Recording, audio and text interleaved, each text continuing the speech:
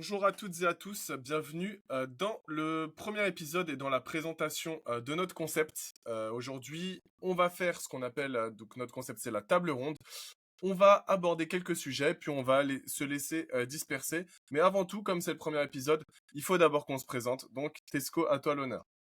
Moi, c'est Tesco, du coup, coach et athlète spécialisé en streetlifting depuis plus de 2 ans et coaché par Gigi. Tu Et te du coup, présentes un donc peu. j'ai dit, donc c'est moi. Donc moi, d'abord pratiquant de street workout calisthenics depuis à peu près 5 ans. Maintenant, je suis plus dans le street lifting. Bon, ça dépend des périodes. Je suis aussi coach du coup maintenant depuis 2 ans. Donc j'ai fait STAPS. On a tous fait STAPS. Donc voilà, pour la petite histoire, on a tous fait un parcours STAPS en termes d'études. On propose du coup, on est tous les trois coachs, regroupement de coachs. On sera peut-être pas les seuls dans le collectif. On va essayer de voir après sur du moyen terme évoluer. Donc le concept, ça va être principalement là sur la table ronde de dialoguer. En fait, il n'y aura pas forcément de thématique particulière, en tout cas du moins pour aujourd'hui. Parfois, ce sera le cas. Parfois, il y aura des invités. Parfois, non. Parfois, on sera que tous les deux ou sur trois. Enfin, on verra un peu comment ça vient.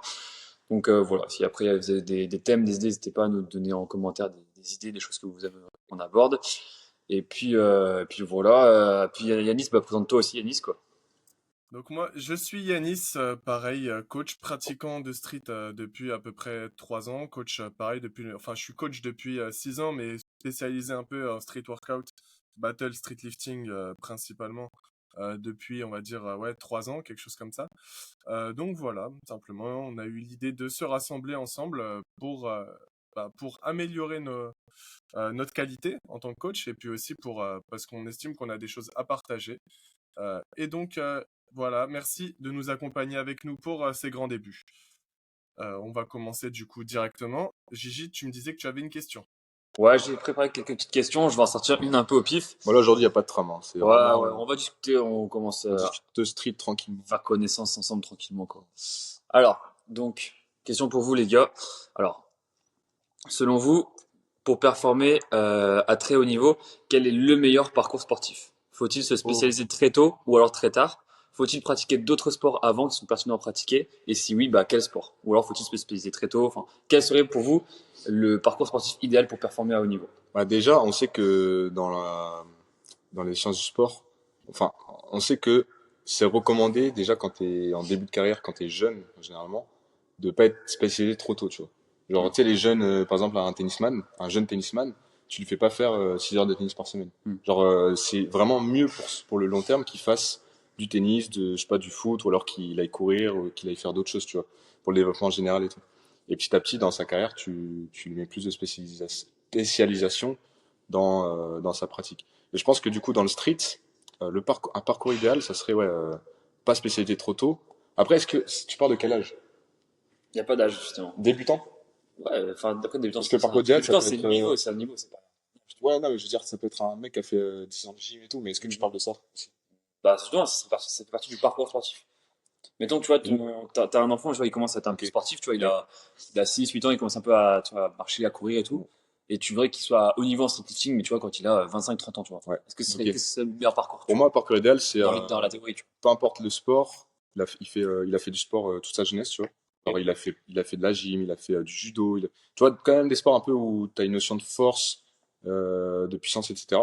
Ok. Donc, sur le haut du corps, parce que s'il a fait que du vélo, ok, il aura un gros squat, mais tu vois, t'as pas eu sur le haut du corps Tu vois, trop de déjà, sollicitations. c'est intéressant que tu dis, s'il fait que du vélo, il aura un gros squat. Donc, Non, tu ouais, vois, non, c'est pas une affirmation, mais tu sais, c'est pour rigoler. je sais. Non, mais ce que je veux dire, c'est intéressant, c'est justement, c'est, entre guillemets, ce vers quoi je voulais venir, c'est la notion de transfert dans ce sport. Ouais, Tu vois ouais, ce que je veux dire? Parce que du coup, tu sens que ça se transférerait sur son squat. voilà. Donc, juste pour finir, après, je te laisse, Yanis. En gros, pour moi, du coup, par exemple, tu prends, voilà, 10 ans, il a fait, je sais pas, du judo, karaté, bref, sport de combat, gym, quoi. Il a fait ça pendant 10 ans. Il commence le street, il fait ou de la musculation au poids de corps ou de la musculation classique, mais on va dire qu'il fait du poids de corps. Donc, la musculation au poids de corps, tu vois, les bases, vraiment, la musculation au poids de corps, les bases.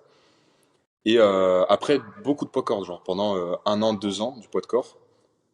Et après, progressivement, du lesté, mais pas lourd. Donc, du poids de corps et du lesté pas lourd. Et après, il passe à du lesté spécifiquement, mais tu sais, progressivement, quoi. Moi, ça serait un peu ça le parcours idéal. Après, c'est pas précis, mais ce serait une idée comme ça. Moi, je te rejoins sur un point, effectivement, le sport peut être plus ou moins spécifique. Par exemple, on voit souvent dans le street que ceux qui ont bouffé de la natation, Mm.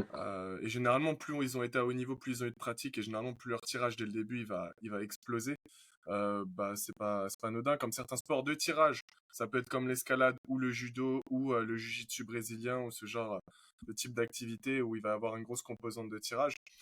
Généralement, il y aura quand même bah, déjà des bonnes bases pour le transfert au niveau de la création déjà musculaire et même des patterns moteurs, nerveusement, etc. Même au niveau de l'intention, il y aura beaucoup de choses en commun. Moi, je pense, comme tu l'as dit, hein, et ça, je ne vais pas forcément lier en rapport avec l'âge, mais plutôt en rapport avec le moment où tu vas commencer ton activité. Mm. Parce que pour moi, surtout même dans le street, j'ai remarqué que, en fait, il n'y a pas de différence entre quelqu'un qui commence à 25 ans ou à 7 ans, en fait. Généralement, en fait, le chemin, il va être le même pour tout le monde. On va commencer par les mêmes bases et généralement la progression, limite même les petits comme ils sont, enfin les jeunes, généralement on peut même voir des progressions encore plus fulgurantes parce qu'ils sont plus légers, parce qu'ils ont un potentiel de développement assez énorme. Hein. Il suffit de voir déjà je sais pas si t'as vu, il y a quelques années, là, dans une vidéo de Ludo, là, au championnat du monde, là, Ouais, Ouais. il y avait une nana, là, de 10 ans, là, qui a fait 72 tractions dead stop, un truc comme ouais, ça. très très bien. Aujourd'hui, chez les mecs, il y a peut-être quoi, 15 gars dans le monde qui font ça, quoi. Je sais même pas s'il y en a 15. C'est une dinguerie. C'est pour dire que là, je sais pas forcément le facteur, le temps d'années de pratique. Je pense que quand tu es Mhm. débutant, habituer son corps à diverses stimulations, voire à être capable de courir, de sauter, d'attraper, de tirer, de faire plein de choses pour avoir un corps plutôt complet. Et puis au fur et à mesure, plus le niveau et le nombre d'années de pratique, enfin voilà, pour aller chercher une progression, au bout d'un moment, au début, tu pourras pouvoir faire n'importe quoi et progresser. Puis au bout d'un moment, c'est là où il va commencer à falloir se casser la tête pour aller chercher des leviers de progression. Mais le problème, c'est que si on est spécifique trop tôt, on va peut-être se griller des cartouches pour relancer une progression en cas de stagnation. Donc je pense que le mieux c'est de continuer à faire voilà quoi une activité variée. Tant qu'on progresse, il n'y a pas forcément raison de changer. Et puis au bout d'un certain temps, plus ou moins on devient sérieux dans la discipline et plus il est Mhm. peut-être temps voilà d'optimiser. Et toi Gigi, t'en penses quoi toi? Moi, je suis plutôt d'accord avec vous. Je trouve que c'est important de faire différents sports pour bah, déjà être athlétique, avoir une base musculaire et puis avoir tout ce qui est motricité, avoir aussi des repères dans l'espace, tu vois, savoir se repérer dans l'espace, tu vois, Mm. avoir ce niveau de la La proprioception. proprioception. Ouais. Et tu développes, tu vois, ta puissance, trucs comme ça, mais pas de manière spécifique sur les mêmes mouvements. Mais de manière générale, tu sais, ton corps, il a de la puissance, il se connaît, tu vois, il sait s'utiliser son corps. Donc, ouais, après, je pense qu'il y a, comme vous avez évoqué aussi un petit peu, je pense qu'il y a des sports qui se transféreraient mieux sur le street que d'autres, tu vois.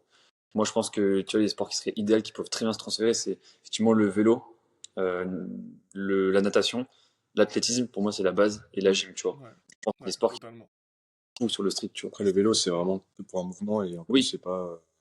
ah, mais c'est un C'est mouvement, mais bien, c'est tu vois. limite le mouvement le plus important. Enfin, Oui, oui, oui. Bah, en termes de total, tu dans vois, quelques années, ce sera le mouvement qui rapportera 50% du total. C'est déjà le cas chez les filles. Hein. c'est déjà le cas chez ça, Quand chez tu Nadal. regardes chez les filles, le squat, il a un Mm. ratio qui est beaucoup trop important, qui est limite 60% du total Bah, en moi, moyenne. Hein. Aujourd'hui, voilà quoi, c'est. Mm, mm, mm. Et après, je pense que donc c'est bien, tu vois, d'avoir une certaine diversité, tu vois, de sports que tu pratiques, mais c'est bien aussi en gros, je pense que tu vois, le jour où tu te dis, vas-y, je commence le street. Imagine, tu as 18 ans, tu te dis, vas-y, je commence le street, donc tu fais des tractions, etc.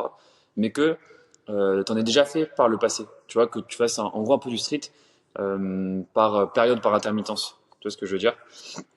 C'est en mode, tu fais, je sais pas, c'est 1, 2 mois dans l'année, tu fais un peu de traction, un peu de pompe, un peu de renforcement musculaire, en fait, classique à la maison, tu vois, quand mm. t'es jeune, que t'es ado.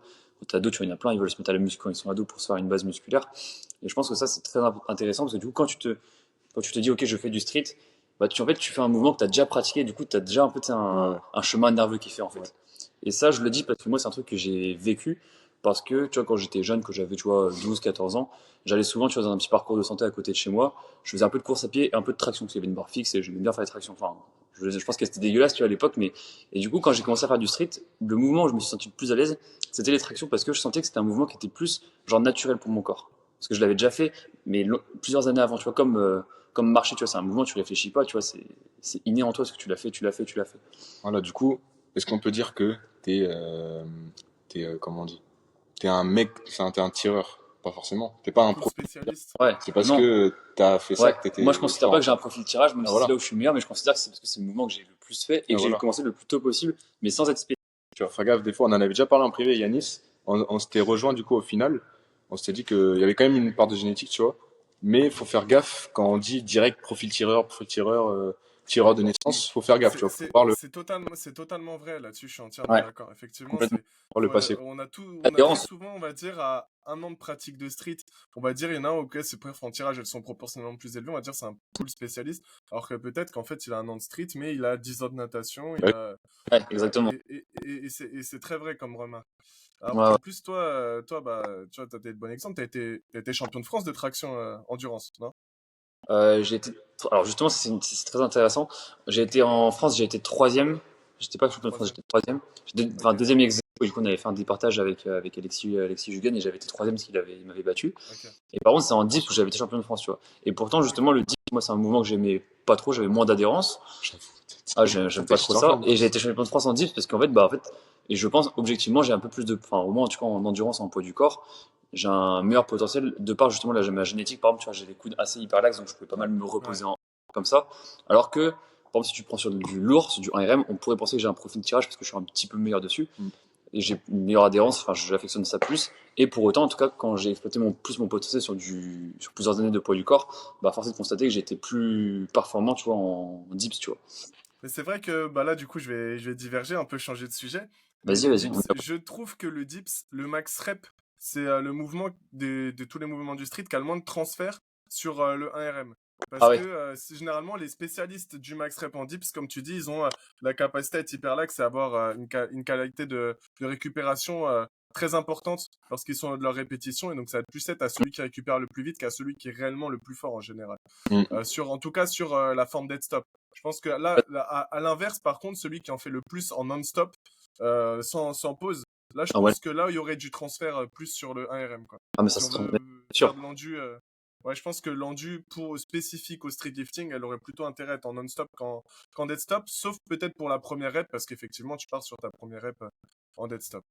Ah oui, mais si Mais à part ça, tu regardes ceux qui ont un très gros one-shot en dips, je pense à Baptiste, mais je pense que Baptiste, vous connaissez pas. Mais tu vois, par exemple, Julien, tu sais, en moins 66, là, le il y Julien, aura. Ouais, il y aura, ouais.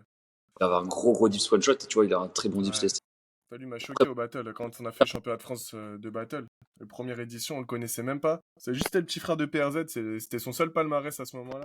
Il est arrivé, il nous a fait des dips, mais à une vitesse supersonique. Gros, on était tous choqués. On Un était mec, tous lui, il a choqués. 4 triceps. Ah ouais, c'est une dinguerie. Ça, c'est abusé. Ouais, ouais, et même, tu vois, bon, ça, c'est plus un argument d'autorité, mais tu vois, pour ajouter un autre argument par rapport à ça. Quand j'ai été coaché par Ashura, du coup, pour ceux qui savent pas, j'ai été coaché par Ashura pendant un peu plus d'un an. Et en gros, au tout début du coaching, je lui ai dit, bah voilà, moi, je sais que c'est un peu compliqué, mais je lui ai dit, j'ai envie d'être bon à la fois en force et à la fois en endurance.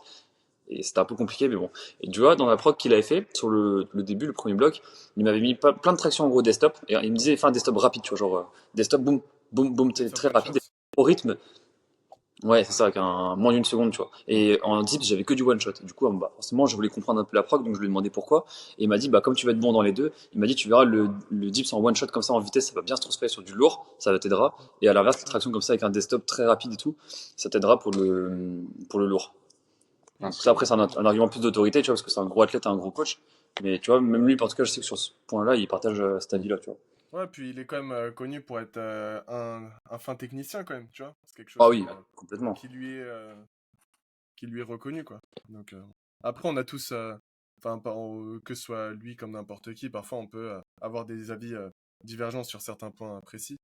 Ouais, bien. Mais là-dessus, moi, à titre perso, moi, je le rejoins Mm. sur cet argument, enfin, sur là-dessus, je le rejoins Ouais, et puis ce directement. qu'il y a, c'est qu'une traction desktop poids du corps, la technique, bon, même si elle est différente d'une traction lourde, elle est quand même plus, enfin, il y a moins de delta de différence technique Ouais, qu'avec un Ouais, dips poids du corps, où tu largement, ouais. as un balancement de jambes pour avoir un petit peu Ouais, d'élan. ouais, totalement. Le timing, c'est pas le Et même, la position, c'est lesté pas et le dips même. poids de corps, c'est Dips deux poids de mouvements corps, différents. C'est pas la ouais, même chose. ouais, ouais. Alors que traction lesté, traction poids de corps, au final, Il y a plus de c'est similitudes. plus une accentuation du mouvement, notamment Ouais, sur tu sais, la dépression, et quand tu vas en arrière que totalement, ouais. qu'en dips, quoi. Ouais. Bah ouais, c'est ça, hein. De toute façon, chaque mouvement est vraiment, vraiment différent, que ce soit en fonction du rep range et surtout du poids, quoi. Parce que l'ajout d'un disque, et plus le disque va être lourd, et bah plus il peut changer le schéma moteur, plus Mm. ça va entraîner une cascade de petits ajustements techniques, et puis voilà, en fait, c'est même pas forcément. Ouais, enfin, c'est juste l'ajout de disques, quoi. Plus on est lourd sur les disques, et plus le bras de levier peut être amené à changer en fonction de différentes orientations, etc. Donc voilà, il y a plein de Ok. changements. Et du coup, pour continuer du coup sur la question, donc la question de base, hein, pour ceux qui ont oublié. Question de base, du coup, Ça, c'est c'était toi. voilà, quel serait le parcours, on va dire, sportif idéal dans la théorie? Est-ce qu'il faut se spécialiser tôt, tard, etc. Euh, Quels sports sont intéressants à pratiquer? Du coup, une question qu'on peut se poser, c'est à la base, quel sport serait, on va dire, moins pertinent et aurait vraiment très peu de transferts et serait pas très pertinent d'un point de vue développement schéma moteur, motricité? Est-ce que vous voyez là comme ça des sports qui, bon, à part Après, le sport en lui-même, ne servira à rien niveau transfert dans street, tu sais que je voire pense d'autres qu'il y sports? a beaucoup de sports qui ont un petit avantage, hein. Parce que même quand tu prends un sport de combat, Certains plus que d'autres quand même. ouais, certains plus Ouais. que d'autres, mais du coup, toi, tu veux un sport qui a aucun avantage ou qui a Ouais, vraiment très peu? ouais, bah, des exemples Moi, juste je pour. dirais, par exemple, vu que moi, je dirais, comme c'est des sports à qualité athlétique et physique générale, je pense que ça va être principalement l'opposé. Ce sera les sports où euh, ce sera la prise d'information qui sera la chose la plus importante, tu vois. Hmm. Alors que la prise d'information, c'est pas quelque chose qui est forcément intéressant. Je dis n'importe quoi, les échecs, le poker, tu vois, ce genre d'activité ou quoi, où c'est vraiment juste la prise d'information et la capacité à réfléchir. En fait, Ah oui, mais non, mais moins ça. tu utilises de qualité athlétique, et plus, enfin voilà quoi, Ça fait un sport où t'as quand même une notion vraiment. d'activité physique. Ouais, ouais. Et oui, du coup, oui. C'est sûr que échecs, golf, comme ça en Ouais, gros. golf. Ouais. Ouais, golf. Le swing, c'est une activité quand même de rotation de la colle. Bon, après, Ouais. on va dire, en vrai, pour le coup, non, t'as raison. Parce que, effectivement, le swing, dans le street, il n'y a pas de mouvement où t'as forcément une rotation du buste. Ouais, mais c'est faire de la Euh, ouais, si t'as. en prévention pour le squat, lorsque tu. Mais à part ça, j'y vois pas d'intérêt, quoi, Ouais. pour Non, Après, mais une oui. rotation de buste. Ouais. on pouvait voir aussi ce que j'avais en tête, après vous me direz ce que vous en pensez, ça va être les sports qui seraient pas forcément positifs, comme par exemple le sport de raquette où tu peux créer des déséquilibres entre, bah, par exemple sur un point de vue Ah latéral, ouais. droite-gauche, tu vois. Imagine, tu commences le street, t'as un gros déséquilibre droite-gauche, le temps Alors, de ça, c'est du temps entre guillemets perdu, tu vois. Hmm. ouais, J'avoue. alors tout dépend de la manière dont tu pratiques le sport. Pour le coup, je suis assez d'accord. Malgré tout, il y a toujours moyen, via la préparation physique, de limiter, tu Oui, vois, mais si tu fais une quand tu fais préparation physique un peu. quand tu fais par exemple du badminton ou du tennis, à 12 ans, t'as Ouais. pas de prépa. Tu fais tes deux entraînements, ton match et t'es content, tu vois. Ouais, mais là, nous, on est là, tu vois, tu vois, tu dis, c'est nous, on a un poulain et qu'on doit amener à 25 ans au plus haut niveau. Tu vois ce que je veux dire? Oui, Ouais, ouais, je vois. Mais du coup, c'est plus long, tu vois. T'as ouais, voilà. des trucs à réparer, T'as enfin à des... corriger. Du coup, t'as des points de compétence genre que tu mets sur ça et que tu pourrais mettre sur la vraie prépa, tu vois. Ouais, des ressources que Ah tu ouais, dois bien mettre. sûr. Les ressources. Et par contre, Yanis, tu sais, là, il y a pas longtemps, bah du coup, il y a longtemps pour le podcast, mais il y a pas longtemps pour nous, j'ai mis la vidéo là par rapport au déséquilibre. Ouais, Et ouais. je développe ta réponse. Dans quel cas, toi, tu trouves que c'est pas forcément grave? Ouais, alors pour recontextualiser un petit peu, Tesco a sorti donc une vidéo qui parlait des équilibres, donc un petit peu comment les corriger et de pourquoi bah, il fallait y faire attention, quoi. Donc une vidéo que j'ai trouvée très pertinente. Moi, j'ai nuancé en disant que il y a certains corps qui vont se construire autour de certains déséquilibres. Et que parfois, en fait, donc ça peut être certains équilibres, par exemple, ça peut être des équilibres visuels, certaines personnes qui vont avoir un œil plus haut que l'autre, ça peut être une jambe plus haute que l'autre, un bras plus haut que l'autre, et donc tout le corps peut s'adapter, se construire en fonction de ces déséquilibres. Parfois, alors il y a certains cas, malheureusement, j'ai pas en mémoire les références, mais j'avais lu un petit peu là-dessus que certaines personnes, le fait de corriger ce déséquilibre, bah du coup, ça allait un peu contre nature, parce que tout leur corps, en fait, il est fait pour être déséquilibré. Déjà, juste par principe, hein, on a un cœur qui est pas du même, enfin, on n'a qu'un cœur, et à partir de là, en fait, notre corps, il est asymétrique, en fait, tu vois. Ouais. C'est-à-dire qu'il y a certains déséquilibres qui sont à l'intérieur et puis même à l'extérieur. Euh, alors, dans le principe, je suis quand même d'accord avec ce que tu dis parce que généralement, parfois, ça peut amener, voilà, plus tirer, ça va amener à des sursollicitations spécifiques sur certains patterns de voilà, imaginons tu fais de l'endurance, fais beaucoup de reps ou même sur du lourd, tu vois, tu vas beaucoup plus te servir, je sais pas, de ta coiffe des rotateurs droite par rapport à la gauche, Mm. enfin, etc. Ça peut entraîner des mauvaises choses. Mais parfois, dans certains cas, en fonction de l'anatomie, en fonction de la hauteur des yeux, en fonction de comment ton corps il s'est habitué, bah, parfois corriger ces déséquilibres, c'est peut-être même risquer de se blesser en fait. Et Ouais. donc il faut, voilà quoi, mais c'est assez, même si dans la majorité des cas, certains déséquilibres doivent être corrigés pour une Ouais. santé long-termiste quoi. Pour analyser, il faudrait voir au cas besoin du déséquilibre et quel déséquilibre apte à ne pas Ouais, être. faut voir si c'est nocif technique pour la Ouais. performance, pour comme dans ton réel, parce que mine de rien, on fait un sport. Je parle principalement street workout qui sont à standardisation au niveau des amplitudes et au niveau des épaules. Si on a une épaule qui descend beaucoup plus basse, entraîner des problèmes à ce niveau-là, de santé, d'un point de vue Ouais. performance, bien sûr que c'est des choses qui sont à prendre en compte. Mais en fait, pour expliquer ceux peut-être qui comprennent pas, c'est que j'avais pris l'exemple des dips où tu as une épaule qui est un peu plus en avant, et du coup, en descendant, t'es rep d'un côté et pas rep de l'autre. Et donc, imagine, t'es en compétition, t'as que un juge d'un côté, et du côté où t'es pas rep, tu te prends un no rep alors que de l'autre côté, en vrai, t'es rep, tu vois. Enfin, en vrai, t'es pas rep du coup, mais c'est con, quoi. Donc, Ouais, ça c'était peut un exemple. biaiser ta Ouais, proprioception, le repère que tu avais en proprioception, quoi. ouais. Ouais, totalement. Mm. Moi, je vais rebondir sur une question qui vient de me venir en tête par rapport à ce que vous avez dit là. Justement, tu disais que tu vois, on avait des sports, bah, tu sais, en fait, l'amplitude est définie par, en fait, tu vois, bah, toi, ta morphologie, ta taille, ton développement musculaire. Qu'est-ce que vous en pensez de ça? Parce que tu vois, par exemple, en dips, c'est quelqu'un qui a une épaule, un deltoïde postérieur moins développé qu'un autre, ou qu'une autre personne, tu vois, c'est pas la même. Enfin, il y a une forme d'injustice en soi. Il y Qu'est-ce a que vous en trop de pensez de choses ça? à dire, mec. Même, tu vois, le squat, par exemple, le creux de la hanche qui descend sous le genou, bah, ça dépend de la longueur de tes jambes aussi, tu vois. Enfin, t'en as qui ont des C'est fait. gros avantages mécaniques et Ouais. d'autres non, tu vois. Et du coup, est-ce que vous pensez que ces règles, elles sont pertinentes, elles sont justes, ou est-ce qu'il y aurait quelque chose de mieux, plus intelligent Moi, à je vais proposer? rebondir par une autre question. Ouais. Est-ce que le sport performance, par essence, est-ce que c'est juste? Non, non, non, tout à fait, non. Non. Évidemment. Ah oui. Non, non. Dans n'importe quelle discipline, tu vas voir qu'il y a forcément des profils qui vont être avantagés par rapport à d'autres. Et là, Mm. bien sûr que c'est entre guillemets injuste, mais la nature, elle est injuste. Pourquoi Oui. lui, il fait 2 m 10, Euh, 100 kilos, tu vas, frérot, tu vas dans certains pays d'Afrique, t'as des gars, ils mettent à l'amende 99% des go muscu sans avoir été une fois en salle de leur vie, mais tu vois. Non, mais c'est vrai, c'est comme ça, la génétique, ça fait partie du truc, mec. C'est pour ça, il faut pas regarder les autres. Maintenant, si tu veux, d'un point de vue technique, bien évidemment que celui qui va avoir un buste maxi long pour descendre les hanches en dips, bah, ça va demander beaucoup plus d'efforts. Celui qui va avoir les avant-bras euh, maxi courts, par exemple, bah, il va devoir descendre, enfin, par rapport à ses bras, bah, il va devoir descendre plus, etc. Enfin, c'est comme ça, c'est des sports à base de leviers mécaniques, comme les ouais. repères, les standardisations sont nos leviers corporels, et ben on est clairement soumis à ça, quoi, à notre réalité anatomique. Ouais, bien sûr, mais tu vois, justement, ça, c'est des règles qui sont bien C'est parce quoi ta que, question déjà? bah, en fait, ma question, c'est ça, justement, ça, c'est des règles qui sont mises parce qu'en fait, c'est pratique pour juger parce que tu as un repère visuel pour voir l'amplitude.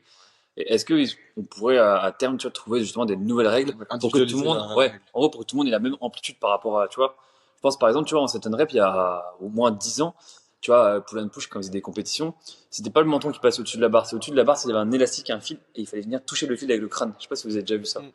Non. Ouais, T'as vu, toi, ouais, Yanis? si, si, si, si, Tu vois, si. et c'était un standard de compétition différent en termes d'amplitude. En Ouais, vrai, ça c'est pas le problème, parce que du coup, ça dépendait quand même de la longueur de tes bras, de ton Ouais. buste, ouais. ta tête, etc.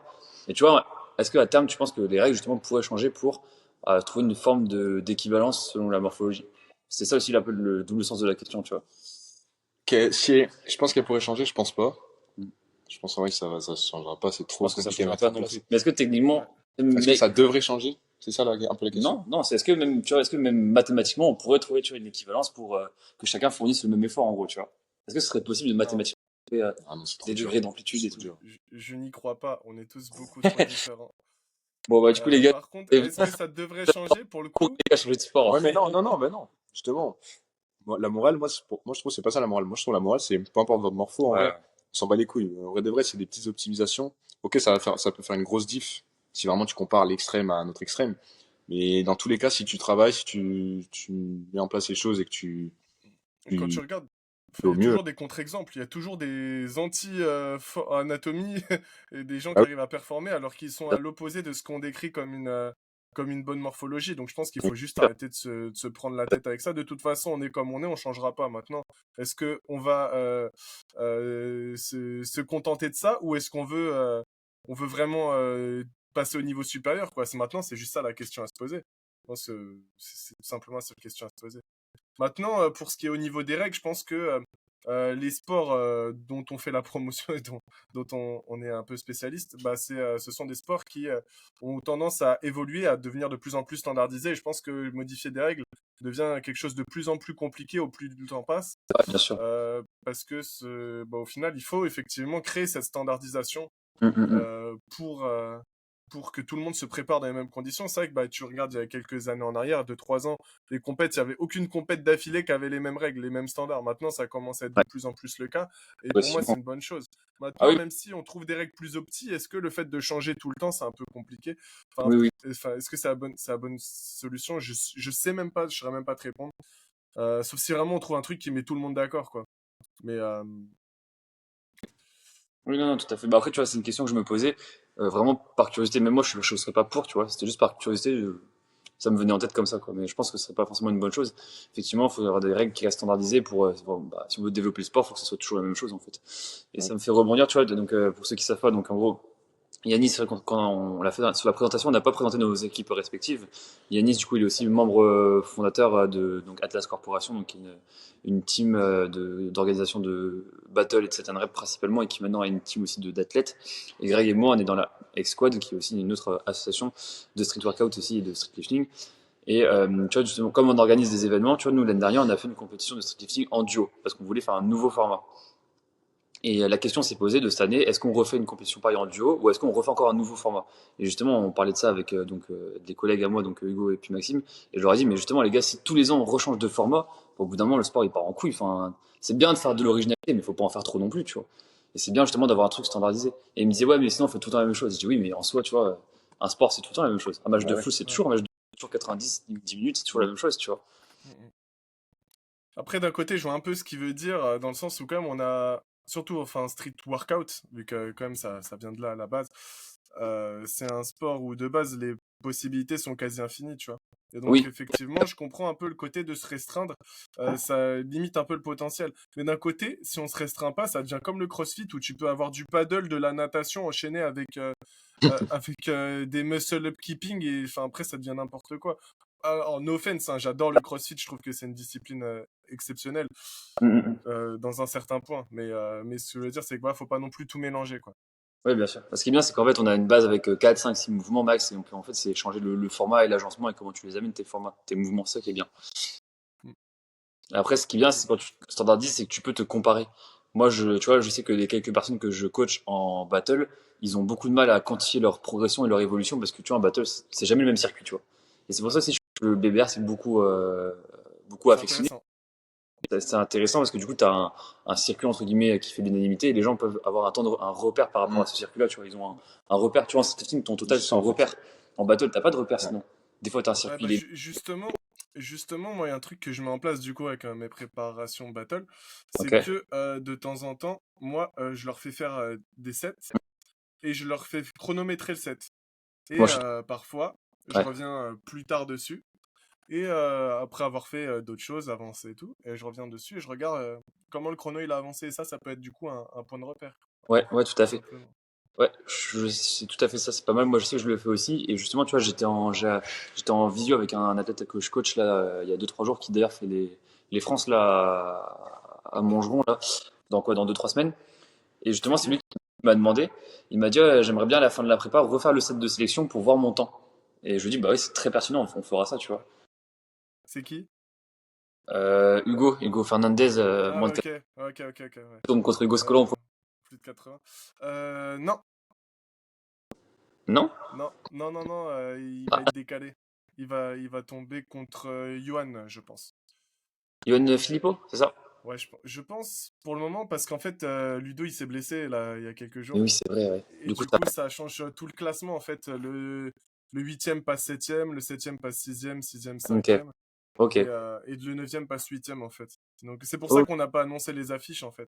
C'est au cas où il y ait ce genre de choses qui arrivent, c'est pour pas que le 9e il se retrouve face au 8e et qu'il y ait un du duel 9e 8e qui se retrouve en demi alors que c'est pas forcément les deux classes les plus méritantes, quoi, tu vois ce que je veux dire. Ils ont tout C'est ça. pré-shot. Ils ont tout pré-shot. Hein. C'est chaud. C'est vraiment faux. Ça, c'est l'expérience.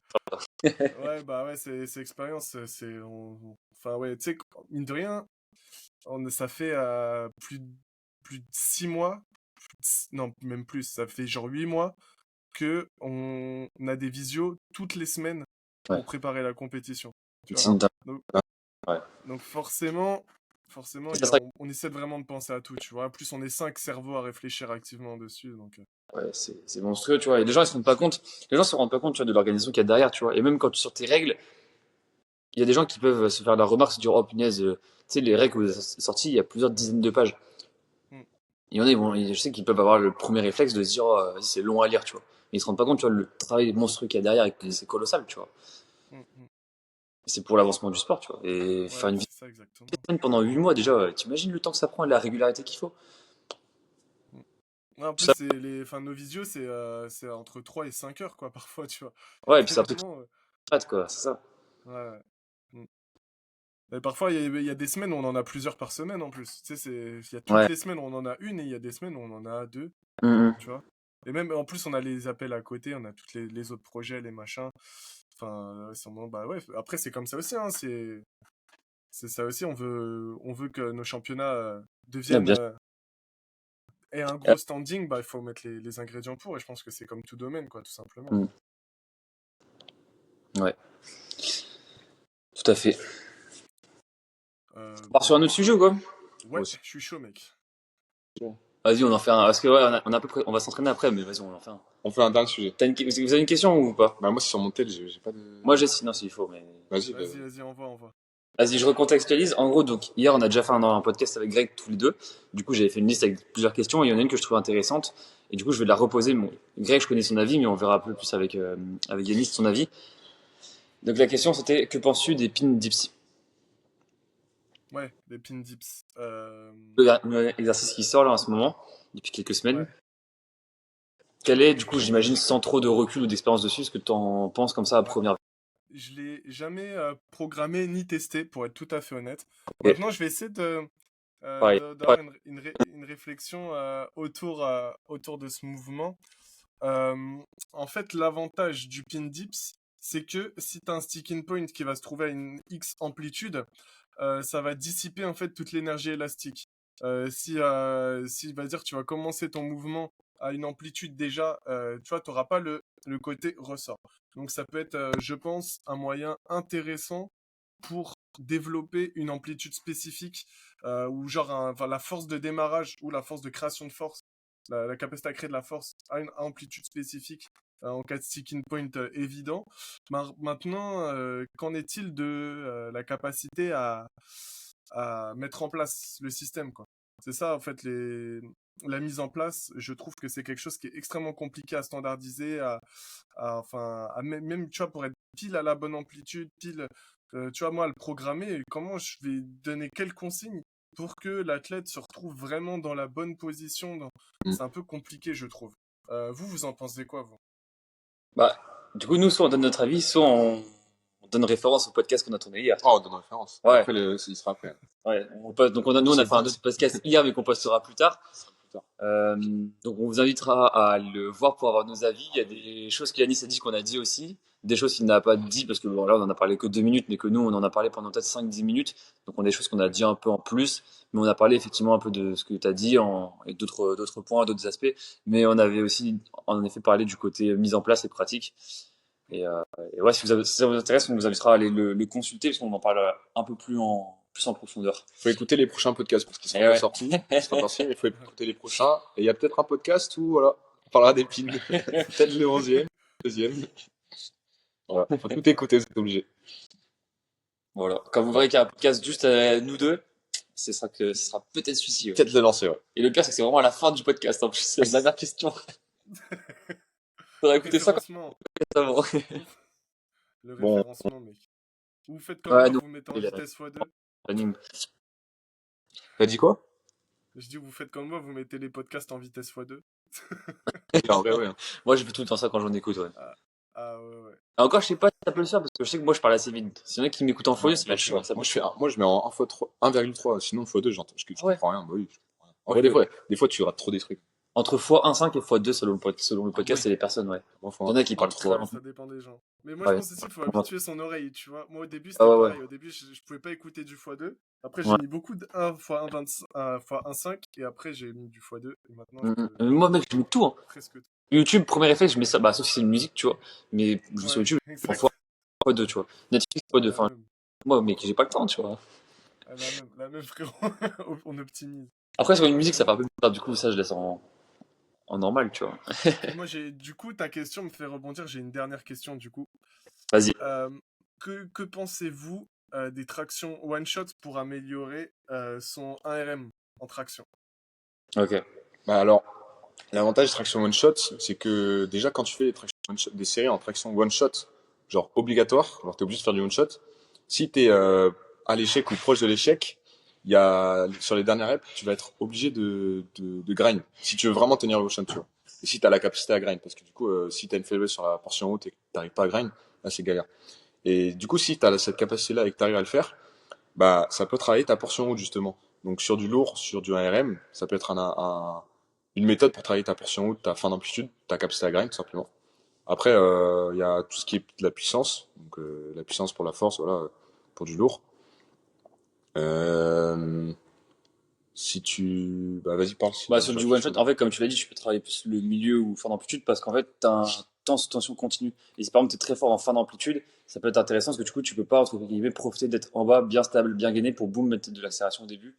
La limite que je vois beaucoup avec les gens que je coach de niveau débutant, intermédiaire, ça va être tout ce qui est trajectoire et gainage.